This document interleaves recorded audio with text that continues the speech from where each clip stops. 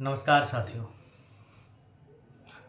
आज दो तीन चीज़ों पे बात करूँगा। एक तो TRE 3 के जो साथी काउंसलिंग कराने गए थे और गलती से जिनकी सर्टिफिकेट जैसे वो BPSC जैसे PGT में BPSC पास किए हुए हैं या फिर TGT पास किए हुए हैं या फिर PRT में है, गलती से ऑप्शन दूसरा दबा दिया उन्होंने कि विशिष्ट शिक्षक में है और उस गलती से ऑप्शन दबाने के कारण उनको नॉट रिक्वायर कर दिया गया काउंसलिंग में और उनको चिट्ठी नहीं दी गई।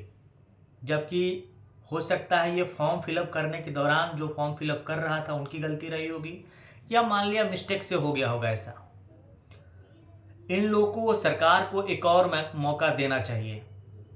भले ही सरकार शिक्षा विभाग एफिडेविट ले ले, बहुत सारे लोग ऐसे हैं जिन्होंने दूर दराज के इलाके में है, अगर वो PRT में है तो फॉर्म फिलअप इसलिए किया कि TGT में चले जाओ और अपने घर के नज़दीक चले आए।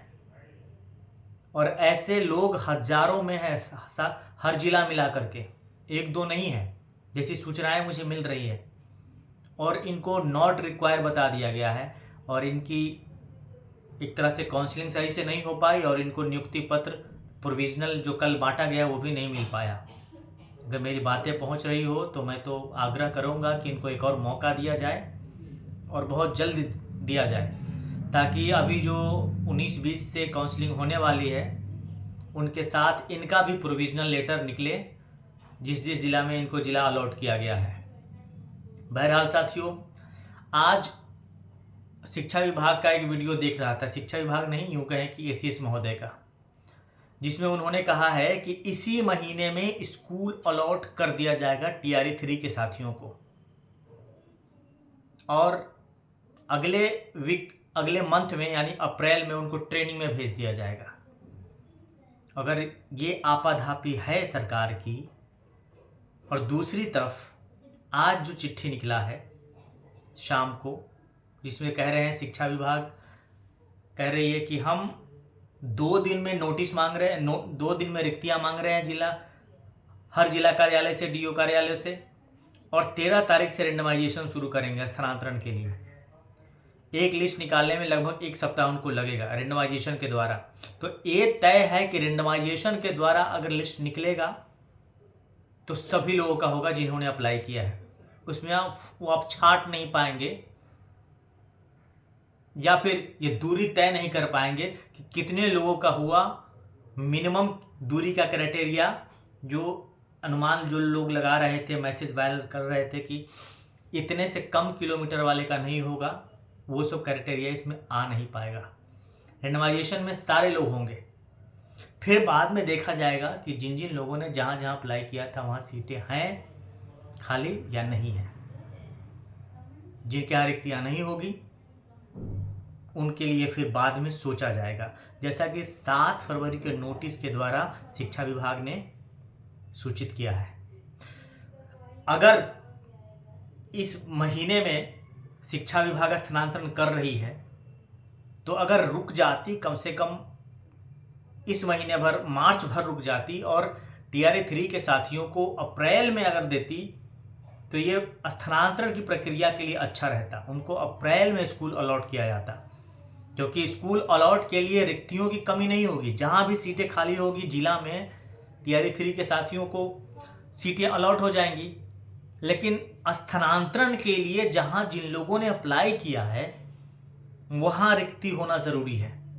वहाँ रिक्ति नहीं होगा तो आगे सरकार क्या करेगी ये पता नहीं है। अगर दोबारा भी मौका देती है तो भी स्थानांतरण डिले होगा। जैसे कि अभी कैंसर पीड़ितों में कहा गया है कि उनको 15 तारीख से फिर से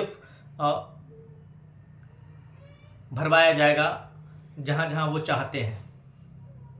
वो 10 नाम फिर से देने होंगे या 7 नाम फिर से देने होंगे जिनकी रिक्तियाँ नहीं थी और इनका स्थानांतरण नहीं हो पाया फर्स्ट फेज में, अभी कैंसर पीड़ित वालों में। उसी तरह जो सबका रेंडमाइजेशन होगा, जहाँ सीटें नहीं हैं उनका अगर रिक्तियाँ नहीं मांगी गई दोबारा तो उनको दिक्कत हो जाएगी।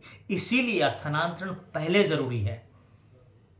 बाकी TRE 3 के साथी को जिला में कहीं भी भेज दिया जाए वो तो जाने को तैयार ही है। सरकार उनकी भी नहीं सुनी, अपने जिला में उन लोग को पदस्थापित करती थी, उनके लिए भी अच्छा होता। लेकिन वो बात तो माने नहीं, किसी किसी को दूसरे जिला में भेज दिया गया है। जब दूसरे जिला में भेज ही दिया गया है तो जहाँ भी स्कूल मिले उनको तो डेरा लेके रहना ही पड़ेगा। खैर, ये तय है कि दोनों काम बहुत जल्दी होना है। स्थानांतरण की प्रक्रिया भी शुरू होगी। 13 तारीख से सरकार कह रही है, 13 तारीख से न भी हुआ तो 16 से ज़रूर शुरू होगा। होली के बाद मैं एक बार फिर शिक्षा विभाग जाऊंगा, वस्तु स्थिति उस समय की क्या रहेगी, अद्यतन रिपोर्ट वो लेने की कोशिश करूंगा। लेकिन अभी जैसे जो भी नोटिस जारी हो रहा है, ताबड़तोड़ दो नोटिस जारी हो गया और एक एसीएस का बयान देख रहा था, जिससे लग रहा है कि स्थानांतरण प्रक्रिया रुकेगा नहीं, अब बहुत जल्दी होगा।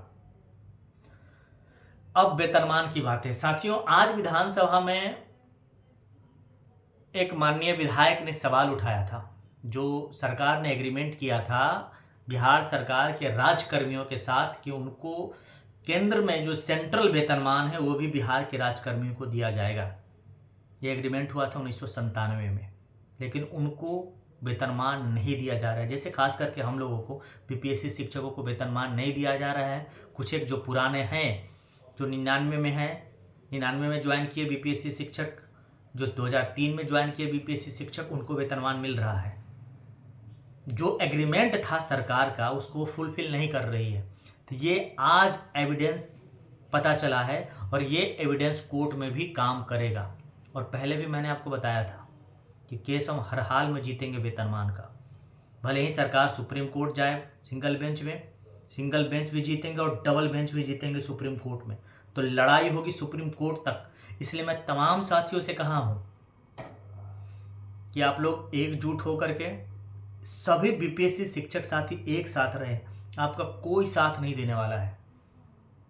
आपको लगता है कि बहुत सारे लोग वीडियो बनाते हैं, जाकर के फ़ोटो खिंचा लेते हैं और देखिए कि मैंने ये काम किया, मैंने वो काम किया, इनको ये दिया, उनको वो दिया।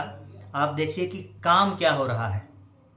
मैंने कहा था कि स्थानांतरण में लगा हूँ, स्थानांतरण खुलेगा तो खुलेगा, खुला भी, हो भी रहा है और होगा भी। दूसरा काम वेतनमान, जिस दिन मैंने व्हाट्सएप ग्रुप बनाया था उसी में ये दोनों मुद्दों का जिक्र किया था, स्थानांतरण वो भी प्रोबेशन पीरियड में भी, और वेतनमान, दोनों काम जारी है। स्थानांतरण में थोड़ा बहुत जो भी सफलता मिली है कि स्थानांतरण प्रक्रिया शुरू हो गया है, खुल गया है, आगे जो प्रोसेस जारी है। स्थानांतरण और वेतनमान वाला जो केस है अभी हम लोग लिख रहे हैं, कई विधायकों को भी लिखा है, नेता प्रतिपक्ष को लिखा है, माननीय मुख्यमंत्री जी को 12 को मैं खुद लेटर भेजूंगा। मैं मुख्यमंत्री जी को भी लिखूंगा मैं 12 तारीख को वेतनमान से संबंधित, वेतनमान देने के लिए। मैं जानता हूं सरकार ऐसे नहीं देगी, चाहे कुछ भी दलील दे दीजिए। अभी जो विधानसभा में आज का जो बहस चल रहा था, कह रहा था कि आपने अपने वादे को नहीं निभाया और उनके पास कोई जवाब नहीं था। अलूल जलूल नीतीश मिश्रा जी जवाब दे रहे थे विधानसभा में। उन्होंने ये नहीं कहा कि पैसे नहीं है, उन्होंने कहा कि नहीं, फक्कर नहीं है हम, पैसे हैं, पैसे नहीं है तो इसका मतलब अपने वादे से आप मुकर गए हैं। जो एग्रीमेंट था उसको फुलफिल नहीं किया आपने बिहार राज्य के कर्मचारियों के साथ, उनके साथ धोखा किया आपने और जानबूझ करके किया। इसीलिए प्रबल संभावना है हम कोर्ट से जीतेंगे। इसलिए तमाम साथी जो मेरी बातें सुन रहे हैं, वेतनमान की इस लड़ाई में साथ आइए।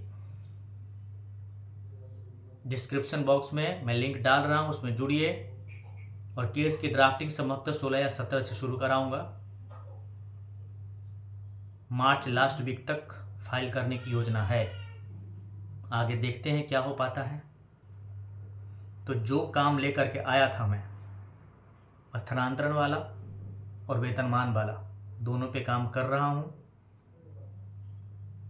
कितनी क्या सफलता मिलती है इसमें आने वाला समय मिलेगा, लेकिन उम्मीद है सफलता मिलेगी, 100% मिलेगी। सारे बीपीएससी शिक्षक साथियों से आग्रह कर रहा हूं कि वो एकजुट हो, अपनी लड़ाई खुद लड़े, कोई आपका साथ नहीं देगा। अगर अभी विश्वास नहीं है तो आगे पता चलेगा। जैसे आपको सरकार ने वरीय घोषित किया था ना, तो लोग कोर्ट चले गए थे कि बीपीएससी वाले वरीय कैसे होंगे। लेकिन अभी भी राजकर्मी पहले आप हुए हैं, कोई दूसरा राजकर्मी ने, जो बाद में राजकर्मी हुआ है वो आपसे सीनियर कैसे हो सकता है? और जो कुछ भी क्या किए, पट्टा पे पढ़ाए या फिर नियोजित में रहे, चाहे जैसे भी हो, वह आपसे सीनियर नहीं हो सकता है। यहाँ भी आपकी लड़ाई है, कैसे लड़ेंगे आप? और जो भी नियोजित से आए हैं बीपीएससी में, वो आपकी लड़ाई लड़ेंगे। इस मुगालते में मत रहिएगा। और जो भी वीडियो बनाते हैं, मैसेज डालते हैं या मंच बनाए हुए हैं, उनका हिस्ट्री ज्योग्राफी पहले पता करिए। आपका अगर संघ नहीं होगा, यूनाइट नहीं होंगे, तो इसी तरह जहाँ भी है, जिस स्कूल में है, आप सताए जाएंगे। आपकी लड़ाई कोई नहीं लड़ेगा। इसलिए साथ चलिए, एक साथ रहिए, और लड़ेंगे भी मजबूती के साथ, ताकत के साथ। मेरा नंबर है 9470255684। मैसेज करें, केवल समय मिलेगा मैसेज देखूंगा। व्यस्तता बहुत रहती है, स्कूल के साथ साथ अन्य काम भी कर रहे हैं। डिस्क्रिप्शन बॉक्स में जो स्थानांतरण, ट्रांसफ़र से संबंधित और वेतनमान से संबंधित जो केस होना है, सॉरी ट्रांसफ़र नहीं, वेतनमान से संबंधित जो केस होना है, उसके लिए ग्रुप बनाया गया है। उसका लिंक्स डिस्क्रिप्शन बॉक्स में शेयर कर रहा हूँ। आप उनसे जुड़िए, साथ आइए, साथ दीजिए हर तरह से, तन मन धन से, ताकि केस जीते तो आपको भी बेनिफिट मिले। जो भी बीपीएससी शिक्षक साथी हैं, सबको बेनिफिट मिले। धन्यवाद। मैं अशोक क्रांति।